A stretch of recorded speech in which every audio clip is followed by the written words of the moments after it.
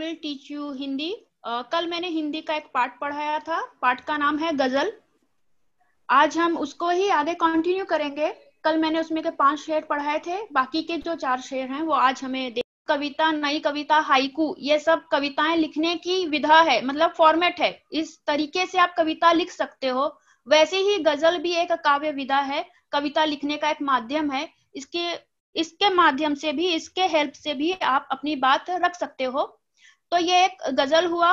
और गजल, इस गजल के गजलकार हैं मानिक वर्मा जी। हमने देखा था मानिक वर्मा जी के बारे में कुछ थोड़ी सी जानकारी ली थी। मानिक वर्मा जी एक गजलकार के साथ साथ व्यंग्यकार भी हैं। उनकी गजल संग्रह थी गजल मेरी इबादत है और आखिरी पत्ता, ये इनकी 2 गजल संग्रह हैं। हम जो गजल देख रहे हैं वो भी गजल मेरी इबादत है, इसी गजल संग्रह का एक गजल है। जो कल हमने शेर देखे उसके माध्यम से वर्मा जी ने हम सभी को जीवन में आगे बढ़ते रहने के लिए प्रेरित किया है। हर एक जो शेर होता है उसका अर्थ अलग अलग होता है। कोई जरूरी नहीं है कि पहला शेर और दूसरा शेर दोनों का अर्थ एक दूसरे से रिलेटेड हो। तो यहाँ पे हर एक शेर के माध्यम से अलग अलग मैसेज मिलता है। कल हमने कुछ देखे थे और आज हम आगे कंटिन्यू करेंगे। कल के जो शेर थे हम उसको रिकैप करेंगे, रिवीजन लेंगे हल्का सा। 2-2 लाइन में मैं सिर्फ इसका डिस्कशन करूंगी, क्योंकि ये कल पढ़ा के हुआ है। Just for a recap, just for a revision. पहला शेर हमने देखा था, आपने किसने कहा स्वर्णिम शिखर बनकर दिखो, शौक दिखने का है तो फिर नींव के अंदर दिखो। आपसे किसने कहा स्वर्णिम शिखर बनकर दिखो, शौक अगर दिखने का है तो फिर नींव के अंदर दिखो। यहाँ पर कवि ने, गजलकार मानिक वर्मा जी ने यह बताने का प्रयास किया था कि शिखर पर पहुंचे हुए लोगों की तारीफ, शिखर पर पहुंचे हुए लोगों का मान सम्मान हर कोई करना चाहता है, हर कोई करता है। लेकिन जिसकी वजह से वो पीक पर पहुंचे हैं, जिसकी वजह से वो इतनी ऊंचाई पर पहुंचे हैं, उनका योगदान लोग मानना भूल जाते हैं, उनके बारे में लोग बात नहीं करते हैं। वो ये भूल जाते हैं कि अगर नींव मजबूत नहीं होती, अगर वो आधार मजबूत नहीं होता, तो जो भी व्यक्ति शीर्ष पर पहुंचा है वो शायद नहीं पहुंच पाता। इसलिए यहाँ पर कवि कहते हैं कि अगर आपको कुछ बनना है, अगर आप समाज के लिए सच में कुछ करना चाहते हो, तो आप शिखर ना बनो। शिखर बनने के बजाय आप वो नींव बनो जिसके सहारे, जिसके माध्यम लोग अपने लक्ष्य को प्राप्त कर सकें। ऐसा कवि यहाँ पर कहते हैं। फिर इसके बाद हम नेक्स्ट स्लाइड देखते हैं।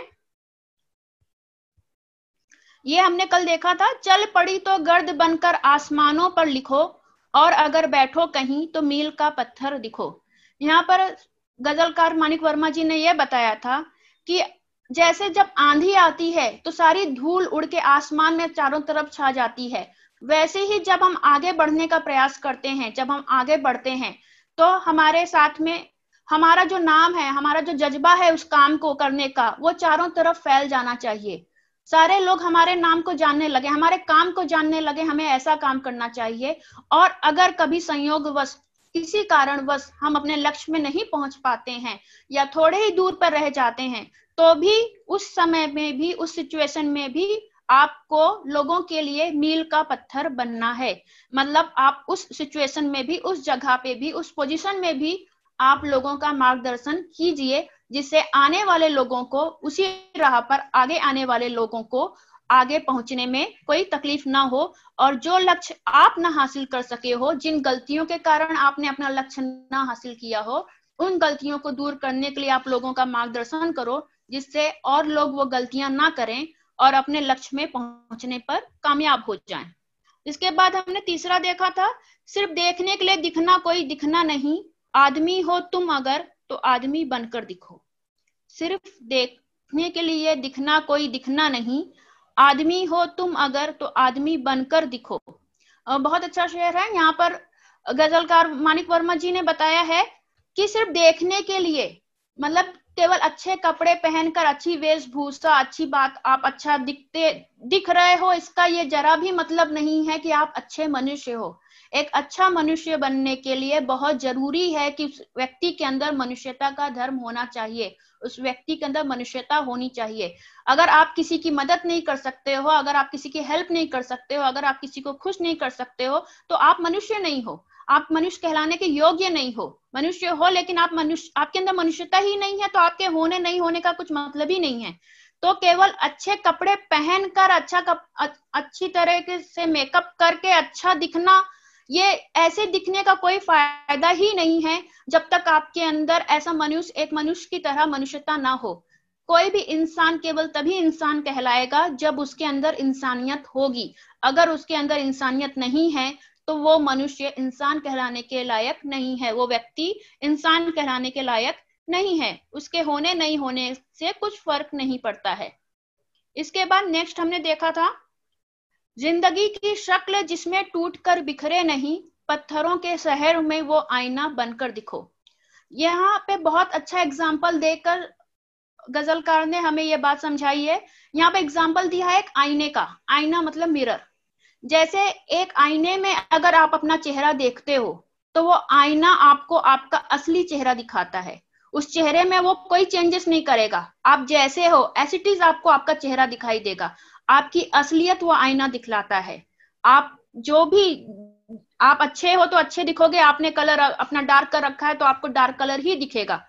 तो जिस प्रकार एक आईना अगर उसे तोड़ा भी जाए, अगर वो छोटे छोटे टुकड़े में भी हो जाए, अगर उस आईने के एक छोटे से पीस को भी लेकर आप उसमें देखोगे तो भी आपको अपना ही चेहरा दिखाई देगा। वैसे ही यहाँ पर मानिक वर्मा जी ने हमें कहा है, हम सभी को उस आईने की तरह होना चाहिए कि कैसी भी विषम परिस्थिति आए, कैसा भी एडवर्स सिचुएशन आए, ऐसे लोग आपको मिलें जो आपको तोड़ना चाहते हैं, जो आपको कमजोर करना चाहते हैं, फिर भी आपको सत्य का साथ देना है। आपको किसी भी हालत में झूठ नहीं बोलना है, गलत मार्ग पे नहीं जाना है। जो सत्य है उसको ही अपनाना है और जो सच है वही बोलना है। इसके बाद लास्ट जो हमने गजल देखा था, लास्ट शेर जो हमने देखा था, आपको महसूस होगी तब हर एक दिल की जलन, जब किसी धागे सा जलकर मोम के भीतर दिखो। यहाँ पर मानिक वर्मा जी ने बताया था कि अगर आप किसी की समस्या को दूर करना चाहते हो, अगर आप किसी की समस्या को दूर करना चाहते हो तो सबसे पहले काम आपको यह करना होगा कि आपको वो समस्या को अपनी समस्या समझनी होगी। अगर किसी और के साथ कोई प्रॉब्लम है तो आपको ये महसूस करना होगा कि वो प्रॉब्लम आपकी अपनी है। जैसे इसका एग्जाम्पल मोमबत्ती के माध्यम से दिया है। जब बत्ती में हम आग लगाते हैं तो मोम भी उसके साथ पिघलता है। तो जब तक आप किसी की समस्या को अपनी समस्या नहीं समझोगे, जब तक आप किसी की तकलीफ को अपनी तकलीफ नहीं समझोगे, तब तक आप उसका दुख दर्द नहीं दूर कर सकते हो। और किसी की तकलीफ को, किसी की समस्या को अपनी समस्या समझने के लिए यह बहुत जरूरी है कि आप उस व्यक्ति को अपना समझो। आप उस व्यक्ति को जब अपना समझोगे तो उसकी तकलीफ आपको अपनी तकलीफ सी लगेगी, और तब आप उसकी तकलीफ नहीं दूर करोगे, तब आप कोशिश करोगे कि आप अपनी खुद की तकलीफ दूर कर रहे हो। और जब आप ऐसा करोगे तो नो डाउट, बेशक है कि आप उसकी तकलीफ को दूर कर सकते हो और इसमें सफल भी हो सकते हो। इसके बाद नेक्स्ट था, इसके बाद के जो नेक्स्ट मैंने स्वाध्याय दिया था वो आपको पीडीएफ में आपकी टीचर्स, आप हर एक स्कूल के जो भी स्टूडेंट्स हैं उनके टीचर्स ग्रुप में डाल देंगे तो उन्हें मिल जाएगा। तो वो आपको सॉल्व करना है, ये हमने कल डिस्कस किया था। इसके बाद से हमारा आज का मतलब गजल वाले ही पार्ट का जो बाकी के जो शेर हैं उसके ऊपर हम डिस्कस करेंगे। पहला शेर यहाँ पे है, एक जुगनू ने कहा मैं भी तुम्हारे साथ हूं, वक्त की धुंध में तुम रोशनी बनकर दिखो। एक जुगनू ने कहा मैं भी तुम्हारे साथ हूं, वक्त की धुंध में तुम रोशनी बनकर दिखो। जुगनू एक प्रकार का कीड़ा होता है जो रात में चमकता है। शहरों में ये बहुत कम देखने के लिए मिलता है। गांव में अगर आप कभी गए होंगे अंधेरे रास्ते पर तो आपने नोटिस किया होगा कि बहुत सारे कीड़े ऐसे उड़ते हैं आसपास जो चमकते होते हैं। अब उनके चमकने के पीछे वजह यह होती है कि उनके अंदर ल्यूसीफेरस नाम का एक प्रोटीन होता है जिसकी वजह से वो चमकते हैं। पहले साइंटिस्ट ने कहा था कि वैज्ञानिकों ने पता लगाया था कि जुगनू के अंदर फास्फोरस नाम का पदार्थ ज्यादा होता है जिसकी वजह से वो चमकते हैं। फिर बाद में और रिसर्च हुआ तो यह पता चला कि ल्यूसीफेरस नाम का एक प्रोटीन होता है जिसकी वजह से वो रात में चमकते हैं। ठीक है, तो ये आपका एक होमवर्क भी हो सकता है कि आप जुगनू के बारे में संक्षिप्त जानकारी लिखें, जो कि ये मैंने शॉर्टकट में बताया है। आप डिटेल में इसके बारे में लिख सकते हैं कि जुगनू क्यों चमकते हैं, किस तरह की उनकी जो प्रजाति है वो कौन कौन सी है, कौन कौन से कलर में उनके रंग निकलते हैं, ये सब आपको लिखना है। ऐसा होमवर्क इसे समझिए। उसके बाद वक्त की इस धुंध में तुम रोशनी बनकर दिखो। वक्त का अर्थ होता है समय, धुंध का अर्थ होता है कोहरा। नॉर्मली सर्दियों के मौसम में, ठंडी के मौसम में हमने देखा होता है जब हम सुबह उठते हैं तो कोहरा होता है, हमें क्लियर नहीं दिखता है, रास्ता साफ नहीं दिखता है, धुंध सा एक होता है। तो धुंध का अर्थ यहाँ पे क्या है? कोहरा, रोशनी, प्रकाश, आप सभी जानते ही हैं। यहाँ पर ये शेर के माध्यम से, इस शेर के माध्यम से कवि ने ये बताया है, एग्जाम्पल उन्होंने जुगनू का दिया है, लेकिन उसके पहले वो ये कहना चाहते हैं कि हर एक के जीवन में उतार चढ़ाव आते ही हैं। किसी भी व्यक्ति का जीवन कभी भी एक जैसा नहीं होता है। कभी वो खुश है तो कभी वो दुखी है, कभी उसके जिंदगी में अच्छा समय चल रहा है तो कभी बुरा समय चल रहा है। उतार चढ़ाव, अप एंड डाउन, हर एक की लाइफ में अप एंड डाउन होते ही हैं, उतार चढ़ाव होता ही है। जैसे सुबह के बाद, दिन के बाद रात का होना तय है और रात के बाद दिन होता ही होता है, वैसे हर एक के जीवन में अगर दुख तकलीफ है तो उन तकलीफों का अंत होकर अगले दिनों में या कुछ समय के बाद खुशियों का आना स्वाभाविक है। लेकिन हम लोग उन तकलीफों को देखकर घबरा जाते हैं। जब तकलीफें हमारे जीवन में आती है तो बहुत सारे लोग उससे घबरा जाते हैं, उसका सामना नहीं कर पाते हैं। तो ऐसे समय में अगर आपको कोई ऐसा व्यक्ति मिलता है जो बहुत सारी तकलीफों को झेल रहा है, बहुत सारी समस्याओं का सामना कर रहा है, तो ऐसे व्यक्ति को आपको ये विश्वास दिलाना होगा कि इस मुसीबत के समय में वो अकेले नहीं है, आप उसके साथ हो। आपका केवल ये कहना कि आप उसके साथ हो या फिर वो ये काम कर सकता है, बस इतनी छोटी सी बात भी उस व्यक्ति के जीवन में इतना चेंजेस ला सकता है, इतना बदलाव ला सकता है कि वो खुद आत्मविश्वास से भरकर उन समस्याओं का सामना करने के लिए तैयार हो सकता है।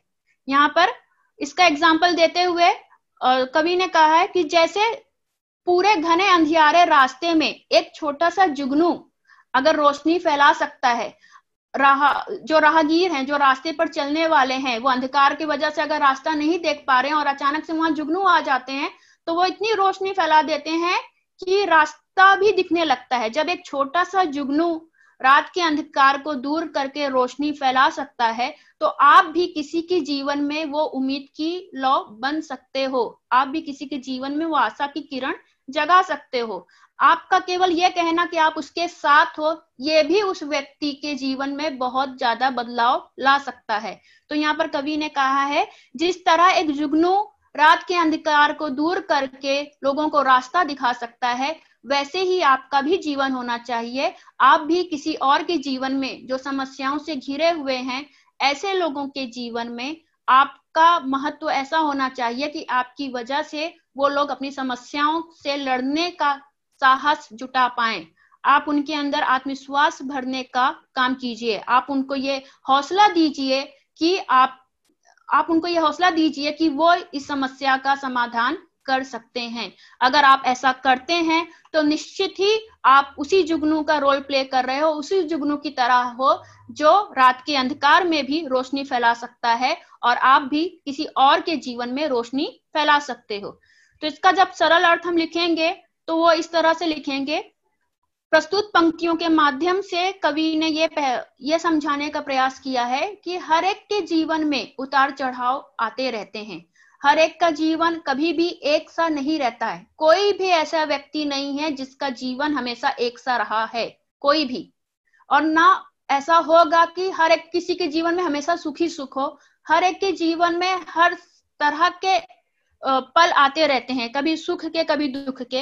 लेकिन ऐसे समय में जब कोई समस्याओं से घिरा होता है तो वो कई बार कमजोर हो जाता है, उसका आत्मविश्वास डगमगाने लगता है, वो सोचने लगता है कि मैं ये काम कर पाऊंगा कि नहीं कर पाऊंगा। ऐसे समय पर जब कोई ऐसी समस्याओं से घिरा हुआ है तो वो आप हो जो उसके अंदर आत्मविश्वास जगा सकते हो, आप उसके जीवन में आशा की किरण बन सकते हो। आपका केवल ये कहना, ये एहसास दिलाना कि आप उसके साथ हो, ये भी उसके अंदर आत्मविश्वास ला सकता है और वो अपनी समस्याओं का सामना कर सकता है। इसका एग्जाम्पल देते हुए, इसका उदाहरण देते हुए कवि कहते हैं कि अगर रात के अंधेरे में एक छोटा सा जुगनू भी प्रकाश फैला सकता है, तो आप भी लोगों के जीवन में प्रकाश ला सकते हो, उनके अंदर आत्मविश्वास ला सकते हो। ठीक है, इसके बाद नेक्स्ट पर जाते हैं।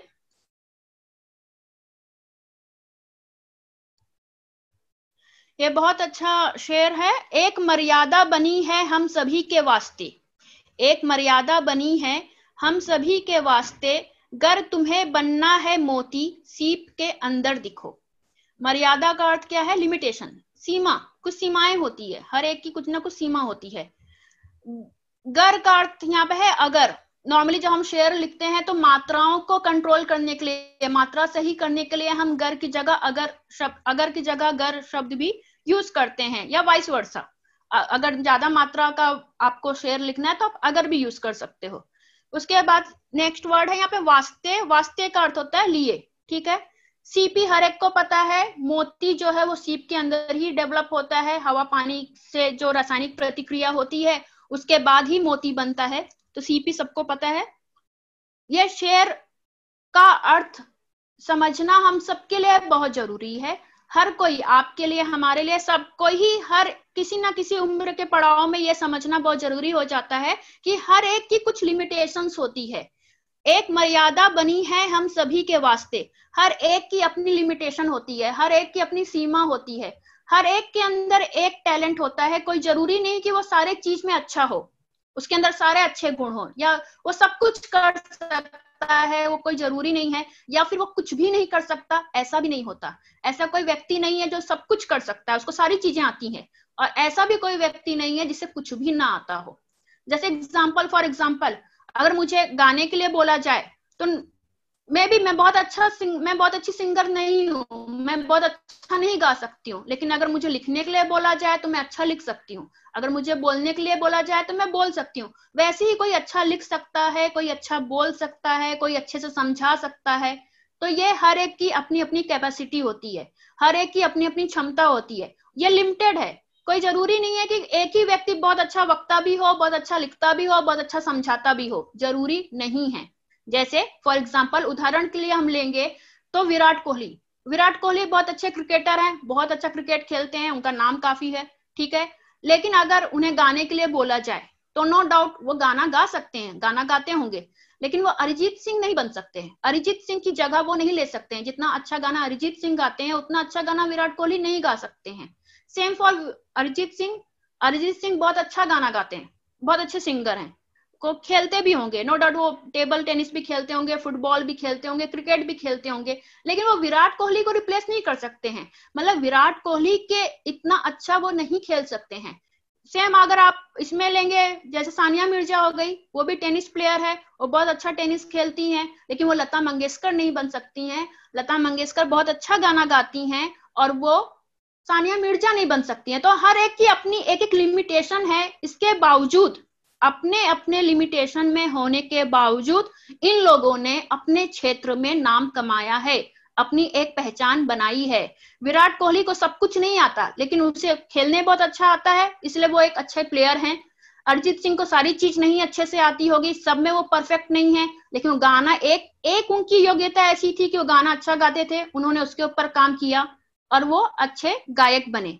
वैसे ही हर एक इंसान, हमें भी अपनी जो योग्यताएं हैं, जो हमारी लिमिटेशन है, मैं सब चीज में अच्छा नहीं हूं, ये छोड़कर मैं किस चीज में अच्छा हूं, अगर हम उसके ऊपर फोकस करें तो नो डाउट हम भी अपने क्षेत्र में अपना नाम कमा सकते हैं, या हम अपना पहचान बना सकते हैं। इसका एग्जाम्पल देते हुए गजलकार मानिक वर्मा जी ने कहा है, जब एक छोटा सा सीप, उसका साइज बहुत छोटा होता है, जब उस छोटे से सीप के अंदर मोती जैसा मूल्यवान वस्तु बन सकता है, उस छोटे से सीप के अंदर मोती जैसा मूल्यवान वस्तु बन सकता है, इतनी महंगी चीज, इतना महंगा मोती अगर उसके अंदर तैयार हो सकता है, तो वैसे ही हर इंसान के अंदर चाहे जितनी भी लिमिटेशंस हो, चाहे जो भी मर्यादाएं हो, अगर वो अपने किसी एक प्रतिभा को, किसी एक कौशल को निखारने का प्रयास करेगा तो वो जरूर अपने क्षेत्र में कामयाब हो सकता है।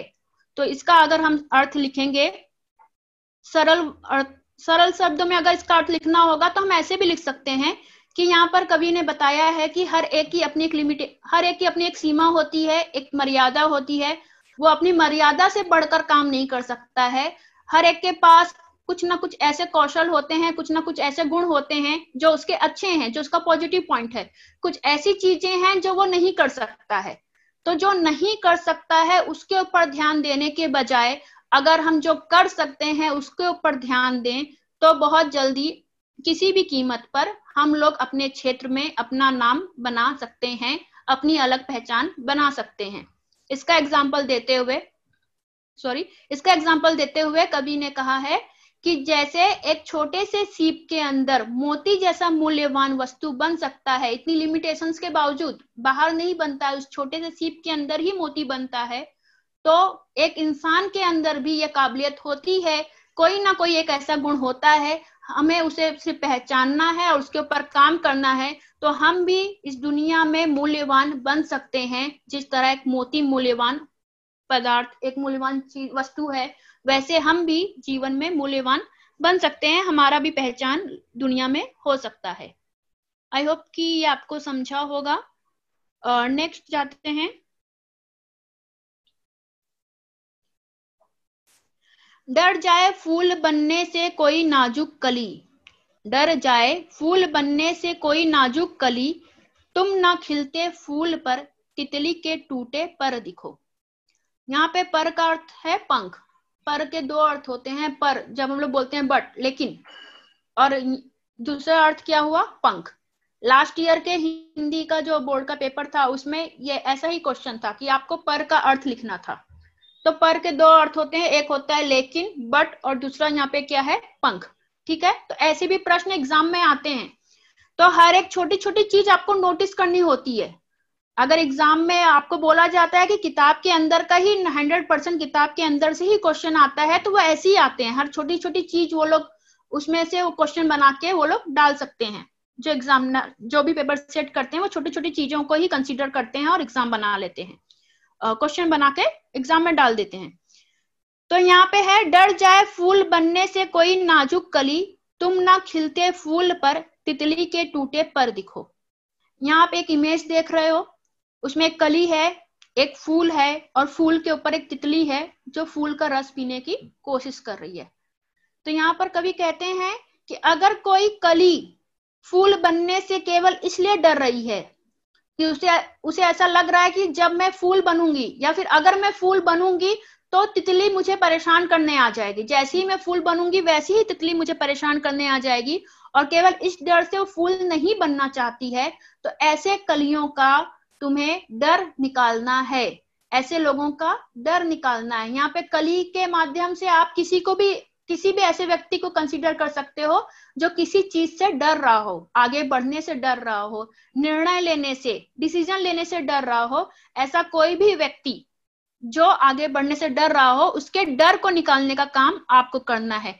जैसे इस कली का एग्जाम्पल हम लें, अगर ये कली फूल नहीं बनेगी, अगर इस डर से कि वो फूल बनेगी तो तितली उसे परेशान करेगा, इस डर से अगर वो फूल नहीं बनती है तो उसके अंदर का जो टैलेंट है, उसकी जो खुशबू है, वो लोगों को पता नहीं चलेगी। उसकी क्या खासियत है वो लोगों को पता नहीं चलेगी। कली के अंदर खुशबू नहीं आती है। कली जब फूल बनता है, खिलता है, तब उसकी खुशबू बाहर पहुंचती है, लोगों तक पहुंचती है। तो अगर वो कली फूल नहीं बनेगी, अगर वो फूल बनने से डर जाएगी, तो उसके अंदर का जो टैलेंट है, उसकी जो खासियत है, उसकी जो उपयोगिता है, वो जो खुशबू है, वो चारों तरफ नहीं फैलेगी। अगर उसे अपनी खुशबू चारों तरफ फैलानी है तो उसे इस डर से ऊपर उठकर फूल बनना ही पड़ेगा। तो वैसे ही हमें ऐसे लोगों के जीवन में, ऐसे लोग जो किसी निर्णय को लेने से डर रहे हों, जो कोई डिसीजन ना ले पा रहे हों, ऐसे लोगों के डर को दूर करना है। जैसे फॉर एग्जाम्पल, अगर कोई व्यक्ति है, कोई आपका दोस्त है जो तैराक बनना चाहता है, स्विमर बनना चाहता है, उसे तैरना आता है, लेकिन वो गहराई में नहीं उतर पाता, गहरे समुद्र में या गहरे पानी में उतरने में डरता है, तो आपको उसे ये समझाना होगा कि जब तक वो गहरे पानी में नहीं उतरेगा, जब तक उस गहराई में आने वाली मुसीबतों का सामना नहीं करेगा, तब तक वो अच्छा तैराक नहीं बन सकता है। अगर आपको किसी को भी अगर किसी क्षेत्र में आगे बढ़ना है, अगर अपनी पोजीशन बनानी है, अपना स्थान बनाना है, तो आपको उन सारे डर से ही आगे बढ़ना होगा। जब आप सारी चुनौतियों का सामना करके आगे बढ़ते हो, केवल तो ही लोग आपको जानते हैं। मैंने इसके पहले एग्जांपल लिया था अरिजीत सिंह का, ठीक है, वही एग्जांपल मैं फिर से लेना चाहूंगी। अगर सपोज गाना हम सब गाते हैं, कोई बाथरूम सिंगर होता है, कोई बेसुरा गाता है, कोई सुर में गाता है, किसी किसी की आवाज अच्छी होती है, लेकिन उसके मन में ये डर रहता है कि मैं सबकी तरह अच्छा नहीं गा पाता हूं। तो अगर वो ये डर लेकर ही रहेगा पूरे जीवन भर कि मैं गा नहीं पाऊंगा, या मैं अच्छा नहीं गा पाऊंगा, या मैं अच्छा गाऊंगा तो भी मैं अरिजीत सिंह थोड़ी ना बन सकता हूँ।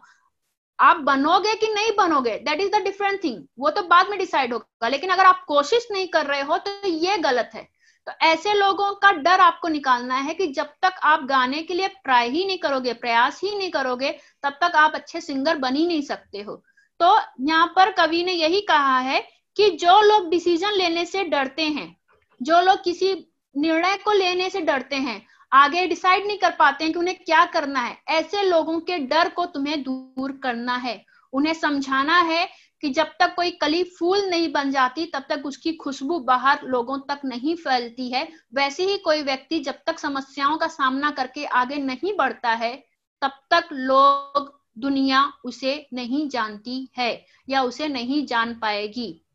तो अगर आपको इसका सरल अर्थ लिखना होगा तो आप ऐसे भी लिख सकते हो कि प्रस्तुत पंक्तियों के माध्यम से गजलकार मानिक वर्मा जी ने यह समझाने का प्रयास किया है कि अगर कोई कली फूल बनने से केवल इसलिए डर रही है कि जैसे ही वो फूल बनेगी तितली उसे आकर परेशान करना शुरू कर देगी, या तितली उसका रस पीने की कोशिश करेगी, अगर वो इस डर से फूल नहीं बनना चाहती है, तो उसके अंदर की जो खुशबू है, उसकी जो खासियत है, वो कभी लोगों तक नहीं पहुंचेगी।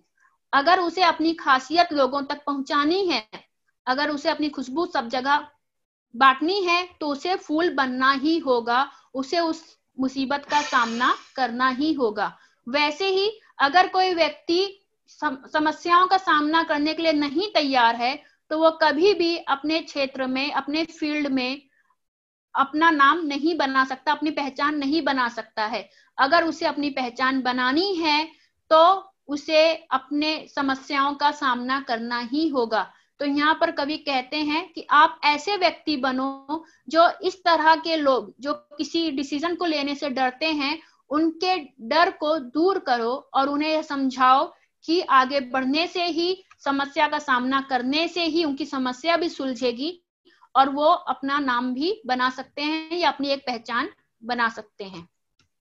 इसके बाद नेक्स्ट है, जो कि इस गजल का अंतिम शेर है, कोई ऐसी शक्ल तो मुझे दिखे इस भीड़ में, कोई ऐसी शक्ल तो मुझे दिखे इस भीड़ में, मैं जिसे देखूं उसी में तुम मुझे अक्सर दिखो। बहुत अच्छी लाइन है और ये इस गजल का अंतिम शेर है। और यहाँ पर गजलकार मानिक वर्मा ने भगवान से एक दुआ की है, एक प्रार्थना की है, एक कामना की है। वो कहते हैं कि इस दुनिया में बहुत भीड़ है, आप जहां पर भी देखोगे आपको भीड़ दिखेगी।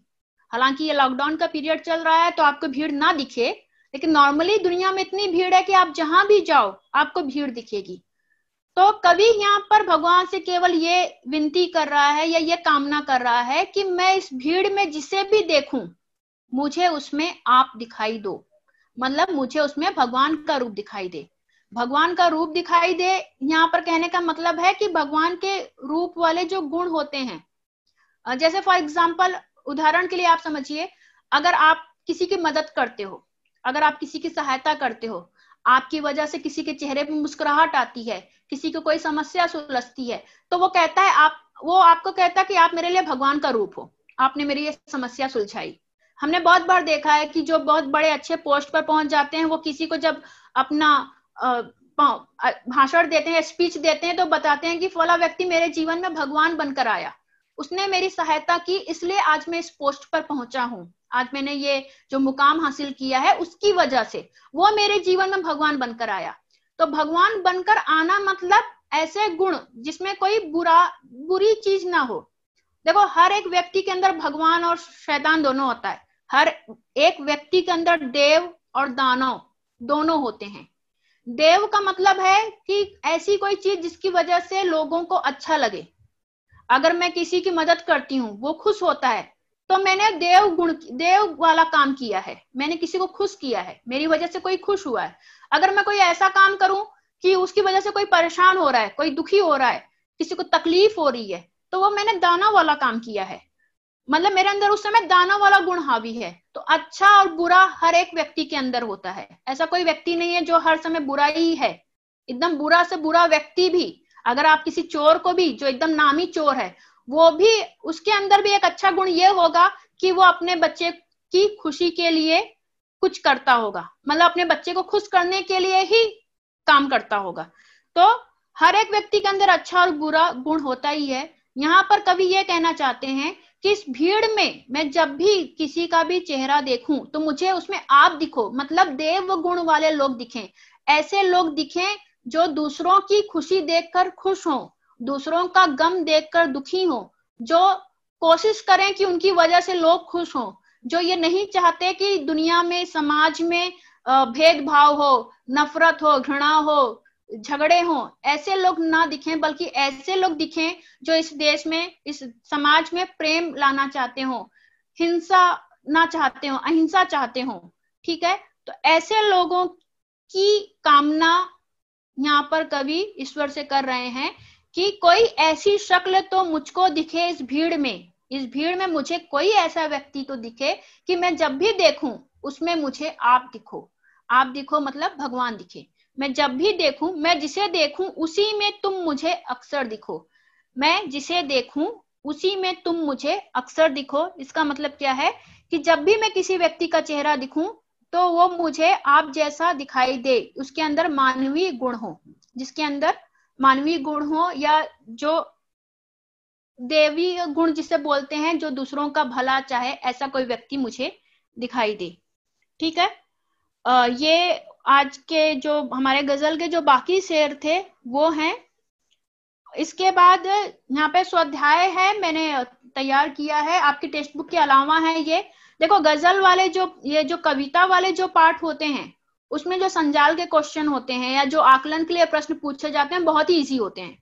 अगर आपको गजल समझ में आ गई है या कोई भी कविता अगर आपको समझ में आ गई है, तो आप उसका आंसर बहुत जल्दी और बहुत इजीली दे सकते हो। तकलीफ कब होती है, कुछ लोग ऐसे होते हैं जिन्हें गजल नहीं समझ में आता है, लेकिन वो क्या करते हैं कि अर्थ, मीनिंग, अगर उसका सिर्फ मीनिंग ही समझ लेते हैं तो भी आप संजाल वाले प्रश्न और आकलन वाले प्रश्न कर सकते हो। गजल का समझना कब जरूरी है, जब आपको ऐसा क्वेश्चन का अर्थ लिखना होता है कि किन्हीं दो पंक्तियों का सरल अर्थ लिखिए, तब जरूरी होता है कि आपको वो कविता अच्छे से समझ में आई हो, केवल तभी आप उसका अर्थ लिख सकते हो। यहाँ पर एक ये तैयार किया है स्वाध्याय, इसका पीडीएफ आपको आपके ग्रुप में मिल जाएगा, टीचर आपके साथ शेयर करेंगे। केवल मैं अभी आपको बताती हूँ क्वेश्चन क्या है, उसका आंसर आपको ही लिखना है। यहाँ पर केवल देखना है कि प्रश्न क्या है, वो समझना है। पहला, ये जो मैंने आज के जो शेर लिए थे उसके ऊपर ही बेस्ड ये पद्यांश, ये पैराग्राफ होगा, और उस पर ही आधारित ये सारे क्वेश्चन हैं। एक जुगनू ने कहा वो वाले शेर से लेकर अभी का जो लास्ट शेर था, अक्सर दिखो, मैं जिसे देखूं भीड़ में उसमें तुम मुझे अक्सर दिखो, वो वाला शेर, यहाँ तक का आपका ये पैराग्राफ है। और ये जितने भी क्वेश्चंस पूछे गए हैं उसके ऊपर ही आधारित हैं। तो यहाँ पर पहला क्वेश्चन ऐसा है, पद्यांश के आधार पर ऐसे प्रश्न तैयार कीजिए जिनके उत्तर निम्नलिखित शब्द हों। आपको यहाँ पे प्रश्न ऐसे तैयार करने हैं जिसका उत्तर एक वर्ड में आए, रोशनी। और ये प्रश्न ऐसे होने चाहिए जो पद्यांश के आधार पर हैं, जो शेर के हिसाब से हैं। आपको ये नहीं पूछना है, आप ऐसा क्वेश्चन नहीं बना सकते हो कि मेरे पड़ोस में जो लड़की रहती है उसका नाम क्या है। नो वन नोस कि तुम्हारे पड़ोस में जो लड़की रहती है उसका नाम रोशनी है कि दिया है। ऐसे क्वेश्चन नहीं बनाना है आपको। आपको ऐसे क्वेश्चन बनाने हैं कि जिसका अर्थ रोशनी हो, लेकिन that question should be based on given passage, जो आपका जो पद्यांश दिया गया है उसके ऊपर बेस वो क्वेश्चन होना चाहिए। तो पहला यहाँ पर है, लोग बच्चे हाथ भी और हैंड भी रेस कर रहे हैं, 1 मिनट। हाँ शफीका, आपको पहला क्वेश्चन आपको तैयार करना है शफीका, रोशनी उसका उत्तर आना चाहिए। शफीका अनम्यूट करो खुद को।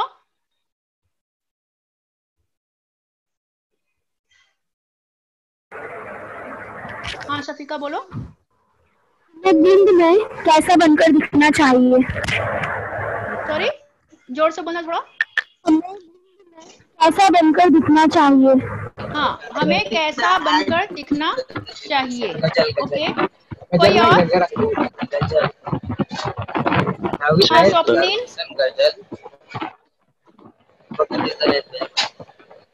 स्वप्निल अनम्यूट करो बेटा, आंसर दो। दूसरे क्वेश्चन के लिए मर्यादा के लिए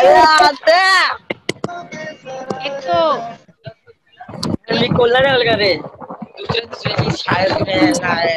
चालू की उनके बच्चों के साथ बात कर रहे हैं।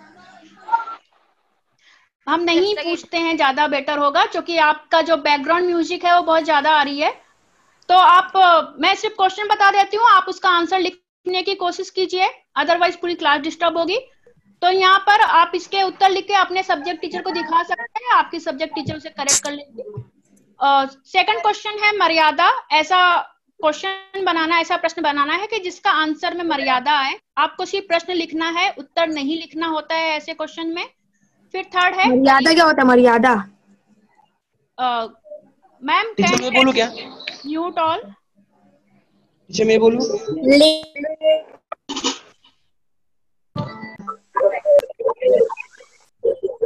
मर्यादा मतलब लिमिट होता है ना मिस?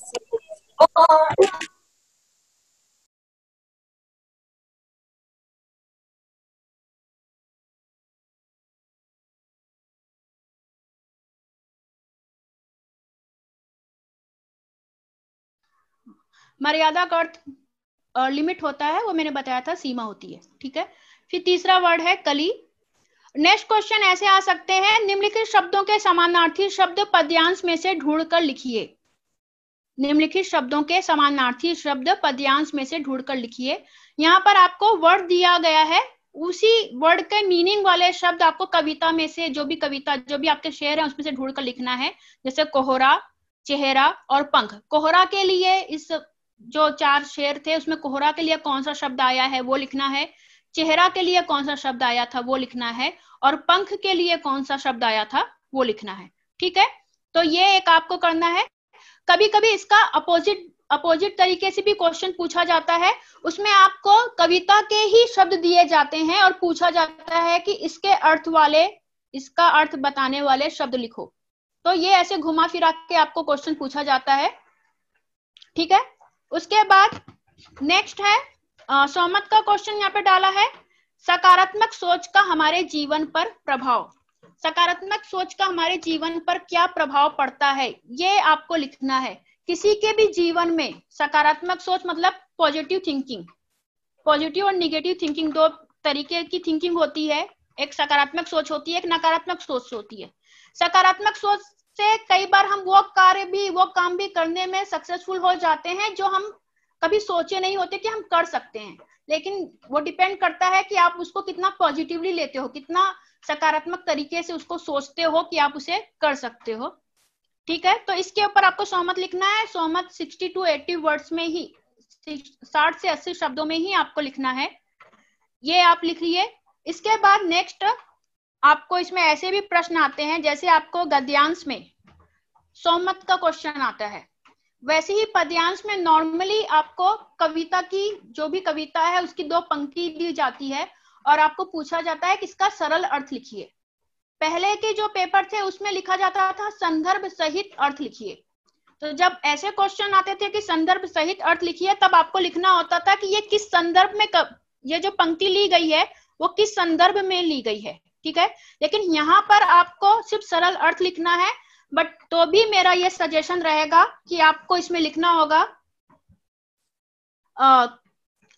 कवि का नाम और कविता का नाम, रचना का नाम और रचनाकार का नाम यहाँ पर लिखना जरूरी है।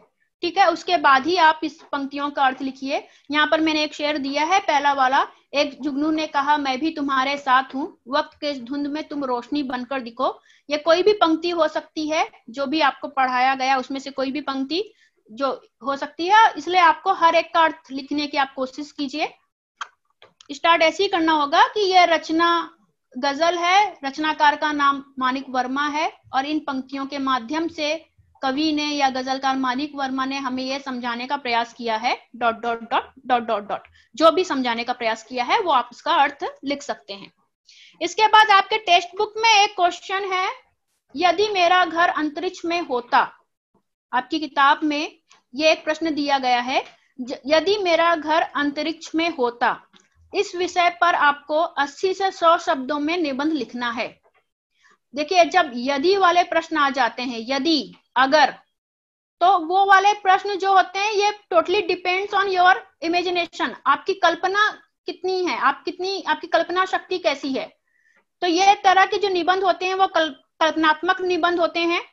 कल्पनात्मक निबंध का अर्थ क्या होता है कि ये टोटली डिपेंड करता है जो बच्चा निबंध लिख रहा है वो कितने अच्छे से कल्पना कर सकता है, ठीक है, उसकी कल्पना शक्ति कितनी स्ट्रांग है, उसके हिसाब से ही वो निबंध लिख सकता है, ठीक है।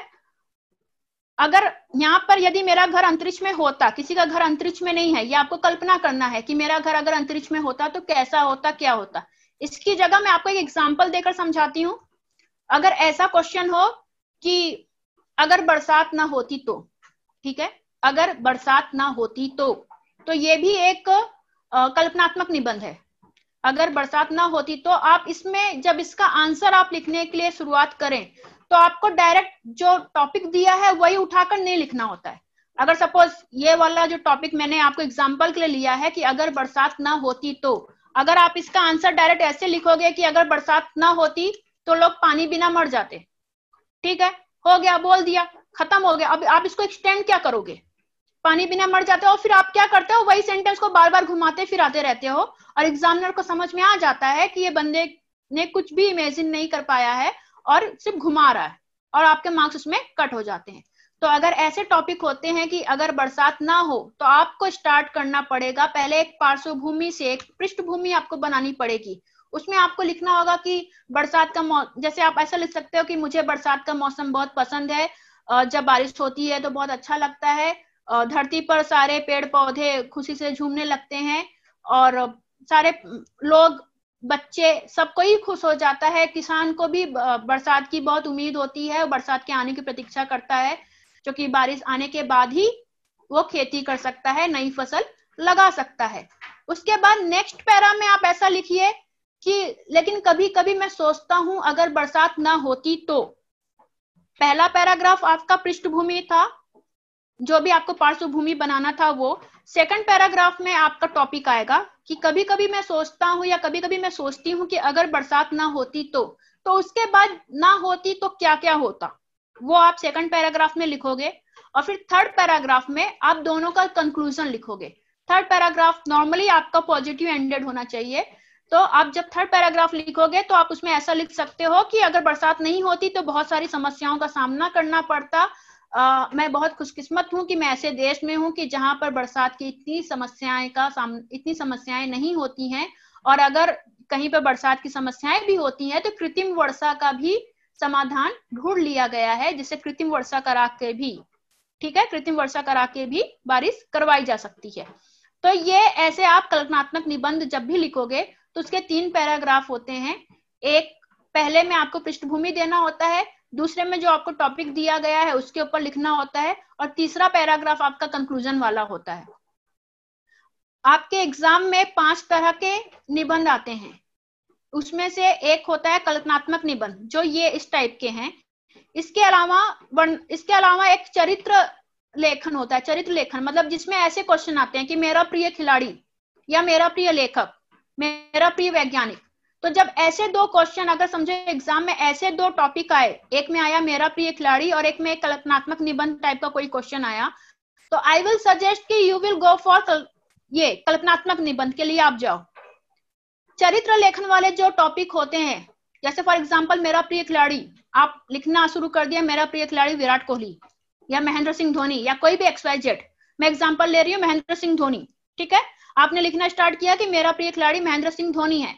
अब अगर आप MS धोनी के बारे में लिख रहे हो तो आपको MS धोनी का जन्म कब हुआ, कहाँ हुआ, उसके घर में कौन कौन है, उसने अपने क्रिकेट कैरियर की शुरुआत कैसे की, उसका कोच कौन था, कौन से ग्राउंड में उसने अपना पहला क्रिकेट खेला था, पहला मैच खेला था, कहां पर उसने अपनी पहली सेंचुरी बनाई थी, कहां पर उसकी फर्स्ट सेंचुरी थी, टेस्ट मैच में उसने कितने रन बनाए हैं, उसका हाईएस्ट स्कोर क्या है, और वो कितने पूरे ओवरऑल मतलब वर्ल्ड में उसका कौन सा नंबर है, ठीक है, कौन सा रैंक है।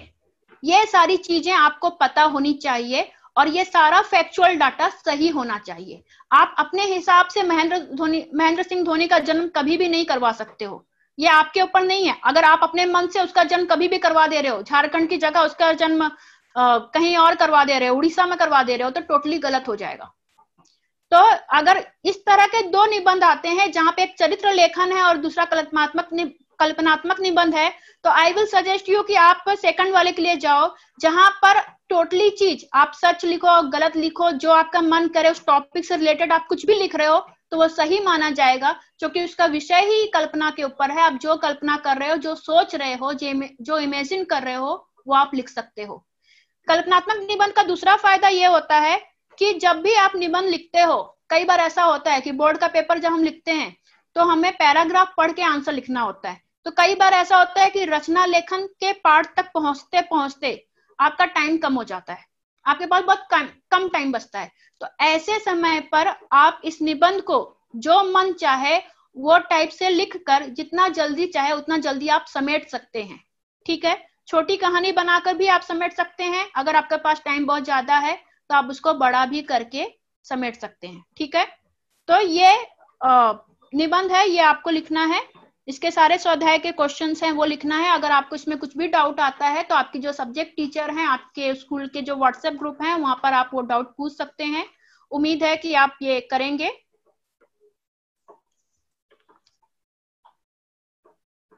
आज का ये लेसन यहाँ पर खत्म होता है। नेक्स्ट लेसन के लिए नेक्स्ट क्लास में हम अगला लेसन देखेंगे। मैम